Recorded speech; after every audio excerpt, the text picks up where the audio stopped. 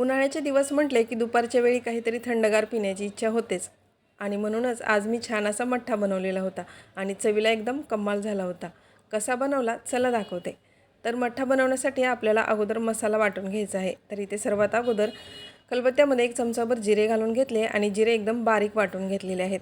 आता ही जिरेपूड आपल्याला बाजूला काढून घ्यायची आहे आणि नंतर त्याच खलबत्त्यामध्ये इथे मी 1 इंच अद्रकाचा तुकडा घेतलेला आहे। नंतर लसणाऐवजी लसणाची पात घेतली, 2 हिरवी मिरची घेतल्या आणि सोबतच इथे पुदिन्याची पाने पण घेतलेली आहेत।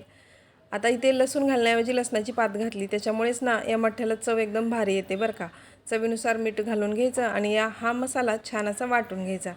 आता हा मसाला तुम्ही डायरेक्ट ताकामध्ये पण घालू शकता, परंतु काय होतं माहिती आहे का, मठ्ठा पित असताना थोडासा तो मसाला आपल्या तोंडामध्ये येतो किंवा घशात अडकल्यासारखं होतं। त्याच्यामुळे याच्यामध्ये पाणी घालून घ्यायचं आणि याला छान गाळून घ्यायचं।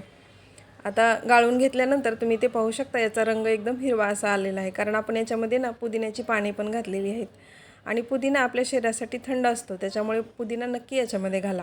आता हा मसाला आपल्याला ताकामध्ये घालून घ्यायचा आहे। तर त्याच्यासाठी इथे छान असं ताजं मी ताक घेतलेलं आहे आणि त्याच्यामध्ये ही जिरेपूड घालून घ्यायची आहे आणि नंतर आपल्याला गाळून घेतलेला हा मसाला याच्यामध्ये घालून घ्यायचा आहे।